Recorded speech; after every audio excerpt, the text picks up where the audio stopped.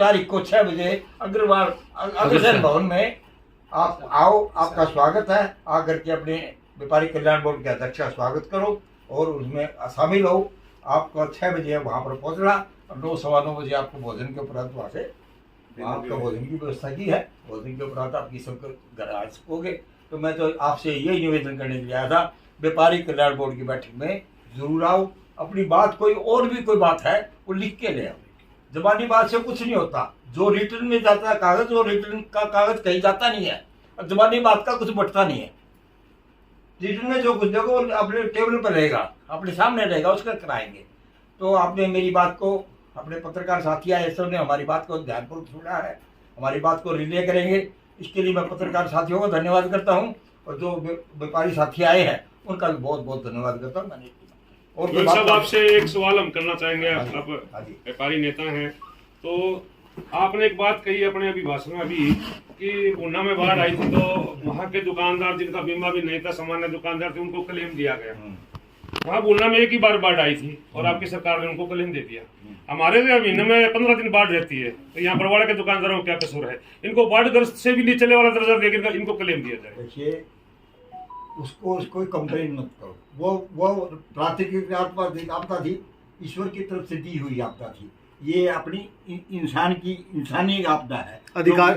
ये अधिकारियों की आपदा है। अधिकारियों की आपदा कर लो। मैं इसको कहता हूँ ये विकास कार्य हो रहे हैं, विकास कार्यों में दिक्कत होती है, किंतु कुछ ज्यादा ही दिक्कत है। इस चीज से मैं सहमत। हम तो विनाश कार्य कहेंगे जी, विकास कार्य की जगह इसको बिना प्लानिंग के बरवाड़ा के, इसमें दिक्कत बरवाड़ा के कार्यों को ही हो रही है, दुकानदारों को। आपको इसके बारे में सोचना, इनको भी क्लेम मिलना चाहिए। जो मैंने कहा ना, जो आपकी बात हमारे को यहाँ सुनने को मिली है, वो बात ऊपर तक पहुंचाएंगे।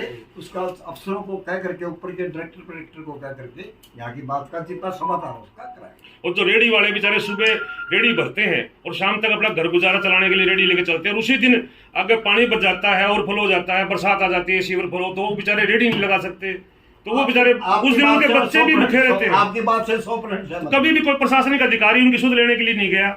और एक और बात, मजे की बात, जब भी ये बरवाड़ा में 15 दिन आपदा रहती है, मैं तो आपदा कहूंगा इसको, कोई भी प्रशासन या संबंधित विभाग का आदमी वहां निर्देश देने वाला नहीं खड़ा करते कि जी आप यहाँ से मत जाओ, यहाँ या काम है या खड्डा है, बेवजह में दुर्घटनाएं हो रही, उनका कौन जिम्मेवार? इसका मैं डीएसपी साहब से, एसपी साहब से बात कर लूंगा, पुलिस की ड्यूटी लगाएं। और अगर कोई वहां जाने में दिक्कत है तो वहां से रास्ता डाइवर्ट करके। इस बारे में मैं थोड़ा सा ब्रीफ कर देता हूँ। जी जी बताइए। आज सुबह वेद नारायण जी, मैं बैठे था और हमारे व्यापारी मंडल के जो प्रधान हैं जी, वो ईश्वर लोहिया जी भी बैठे थे, और अपने जो राजली वाले हैं जयनारायण जी, वो भी बैठे थे। और पूरी की पूरी बरवाड़ा की जो मार्केट है उसके एक 11 सदस्यीय कमेटी भी, और उसके अलावा भी लोग आए हुए थे। अधिकारियों के साथ बैठा करना, वो सारी की सारी जो उनकी ग्रीवेंसीज थी उसके बारे में बड़ी डिटेल से चर्चा हुई है।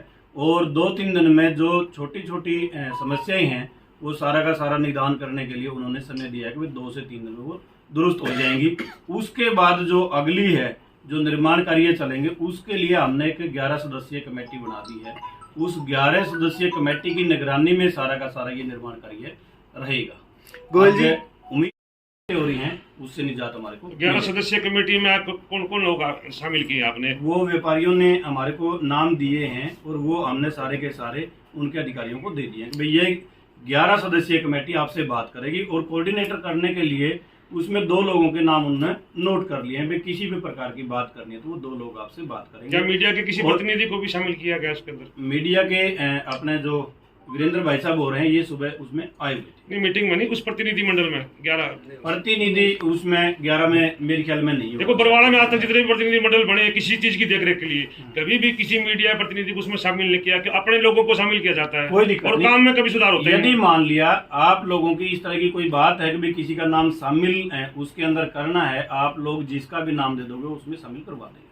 हम ये चाहते हैं ताकि एक पारदर्शी तो रहे। नहीं, आप लोगों की वो चीज नॉलेज में भी रहे। मैं तो ये कह रहा हूँ कोई दिक्कत नहीं है। आप अपने 1 नाम 2 नाम देना चाहे तो वो दे दे, उनके हम उसमें एडमिट करवा देंगे। गोयल जी, बरवाड़ा का जो मेन रोड है उसके दोनों तरफ जो दुकानदार हैं, मैं सिर्फ रेडी वालों की बात नहीं करता, आपके व्यापार मंडल और व्यापारी भाइयों की बात कर रहा हूँ। लगभग 50 से 60 दुकानें ऐसी हैं जो व्यापार न होने की वजह से खाली हो चुकी हैं, जो किराए पे बैठे थे। क्या सिर्फ ज्ञापन देने से, क्या सिर्फ एसडीएम ऑफिस तक जाने से क्या उसका निदान हो सकता है? ऐसा नहीं है कि सारा व्यापार मंडल एक ही बार में 2 दिन बाजार बंद करके और चौक के ऊपर बैठ जाए तो पीछा छूटे। सब बात करने के लिए, व्यापार करने के लिए सब स्वतंत्र है, किंतु उससे कोई व्यापार बंद करने से कोई हल नहीं होगा। व्यापार तो वैसे ही आधा हो गया, आपके कहने मतलब व्यापार तो वैसे ही आधा हो गया है, तो यह कोई हल नहीं है। किंतु अपनी बात करने का उनको पूरा अधिकार है, वो ज्ञापन दें और दें। जो आपने जो मेरे को बात बताई है, मैं ऊपर चीफ मिनिस्टर तक उनकी बात को पहुंचाऊंगा, मुख्यमंत्री तक पहुंचाऊंगा, और इसमें जो भी सुधार हो सकेगा। जो अभी ये मंडी रोड और पाड़ रहे थे हैं, तो अभी हमने कहा है उनको भी ये मत पाड़ो, बारिश की टाइम है, इसको बंद करो। तो जो संज्ञान में आएगा उसको ठीक करेंगे, और जो दिक्कत है उसको पूरा करने की कोशिश। क्या रूट को डाइवर्ट करना उसका इलाज है, इसको ठीक करना इलाज नहीं है? नहीं, ठीक करने का इलाज है, डाइवर्ट करना भी एक इलाज है, ठीक करना भी इलाज है। तो ठीक करने के लिए जो कुछ भी खामियां है, जो कोई कमियां है, उसको ठीक करेंगे, बढ़िया करेंगे, अच्छा करेंगे। ठीक।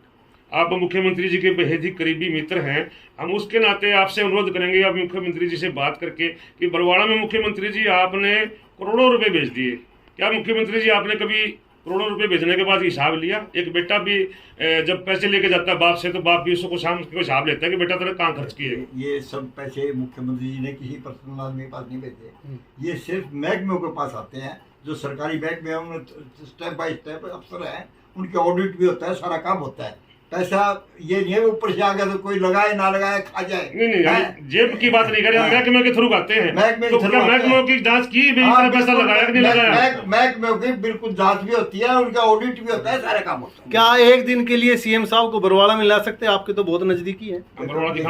मैं अभी जिले हिसार का सीएम साहब का जन संवाद कार्यक्रम बनने वाला है, अच्छा, उसमें प्रयास करें एक जन संवाद बरवाड़ा। वो बाईपास निकलेंगे। आप अपनी बात कहते, मैं मेरी बात कह रहा हूँ।